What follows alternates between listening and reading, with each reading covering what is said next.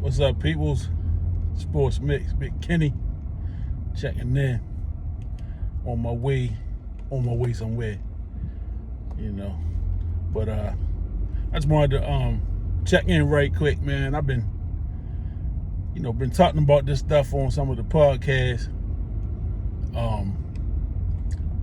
over the last few months, just about how in the NFL, they figured out a way to market their game and to have, the ultimate fan engagement. You know what I'm saying? Fans are so invested into their teams, into, the league itself, that, it's just a lot of emotion poured into these teams, right? So with football, it's a week to week. It's only one game a week. Sunday, Monday, or Thursday, whatever. And then you got a whole week to digest what happened, good, bad, or indifferent.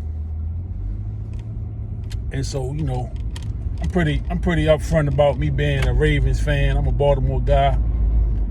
And we talked a lot about Lamar Jackson and should he or should he not get paid the contract that he's asking for. Number one, we really don't know what he's asking for. You know what I'm saying? There's a lot of speculation about what he's requiring, what he wants. You know what I'm saying? As far as the dollar amount, the amount of guaranteed money, all that stuff. That's kind of been the big talk, about should he or should he not get it. But, I'm one that, if he gonna be your starting quarterback, if you're looking at Lamar as your starting quarterback for the next 5 to 7 years, you gotta pay him. There's no need in playing around with it. You got the quarterback that you want to build with, you want to go with for the next couple years. Pay the man and get that part over with, and then you move on to what's next. We worrying about people, fans, we talking about salary cap and stuff that really don't concern us, man. Because the teams pay people a lot of money to focus on what they can do cap-wise and what they can't do cap-wise. And so, that was the first big thing. They were talking about the contract. Should he or should he not get it? So the next thing really has been, when the season started, Lamar started out, he had like the first 3 games, he put up numbers. He was showing that he was, worthy of whatever contract it was. People were saying pay the man, this, that, and the other. They talking about he's the front runner for the MVP. And this is like the first month of the season. He was the offensive player of the month for the month of September in the league. So, he did some things. The Ravens lost a game. I think they were 2-1 finishing up in September. And I'm not sure of the record. Let me not do that. But so now we into October. This is the 3rd week in October. Ravens lost a tough game against Buffalo a couple weeks ago. Beat Cincinnati. And they lost a game Sunday versus the New York Giants. You know what I'm saying?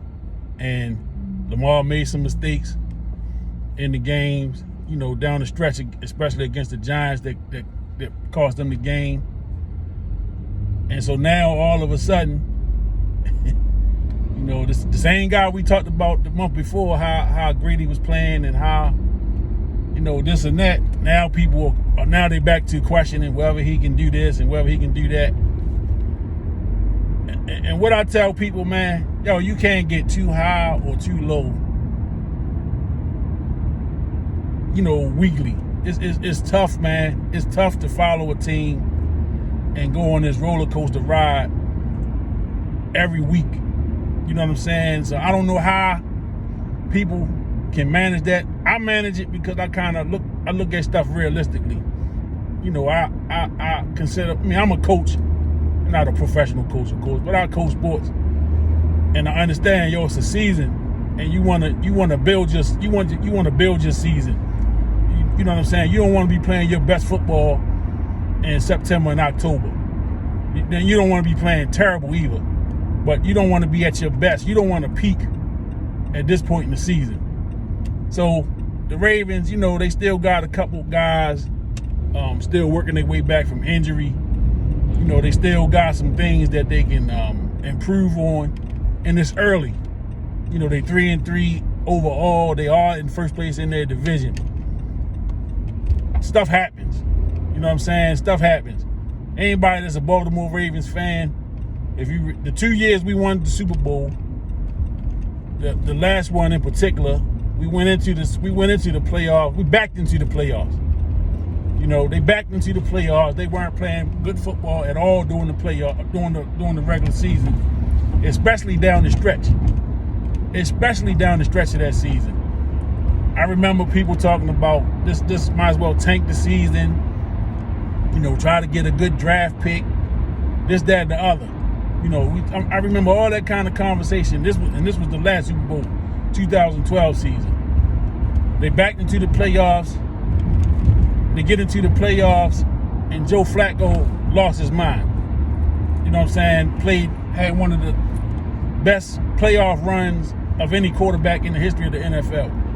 Ravens are the Super Bowl champions. You know what I'm saying? In the first Super Bowl season, 2000, the Ravens went through a stretch of games where they didn't score a touchdown. I think it was 5 games. You went 5 games without a touchdown. It looked like at one point in the season we were never going to score another touchdown. You know what I'm saying? And it looked real bleak. You know what I'm saying? And that was then this time of year, September, October. It was looking rough. And things turned around, and they went on a run. They never lost another game. Super Bowl champions. So I say all that to say, I know people are emotionally tied to these teams. I know people are, invested, man. They up when they up, and they down when they down. You know what I'm saying? They look at, you kind of micromanage each game. Look at each game, and you talking about the mistakes, even in wins. We already looking at, well, we can lose a game if we do this against such and such. You cannot. I don't believe the players and the Ravens coaches and all that stuff, they don't go into games thinking that way. They don't go into games thinking, the worst. You prepare for a game, you come up with a game plan, and you try to execute it. And at the professional level, they do it at a higher level, much higher level than I've ever done it at. But I understand, it's preparation. They got film, they watch film, they learn tendencies about other players. They learn how to take away, strengths of the other teams and stuff. But it's a chess match, and you got to remember the other team is trying to win too. We're not just out there playing against somebody that's just going to let us do what we want and we're going to win the games every week. That's just not how it works. So, I started off on one track because I wanted to talk about Lamar Jackson, but I ended up talking about kind of the overall psyche, you know what I'm saying, of just this week-to-week existence in football, man. The football season is, probably the most exciting time of the year, sports-wise. The entire football season is probably the most exciting aspect of sports, and that's why the NFL is the king. That's why NFL in America is the #1 sport, just because of the amount of fan engagement, the emotional, man. I don't know how many times I've seen fans say they was done with this team for whatever reason over the years. They've been done with this team for this or that or the other, and they right back. You know what I'm saying? Because it's intoxicating that way. The games are fun to watch. The season, just to watch a season unfold, is a beautiful thing, man. So, I say all of that to say,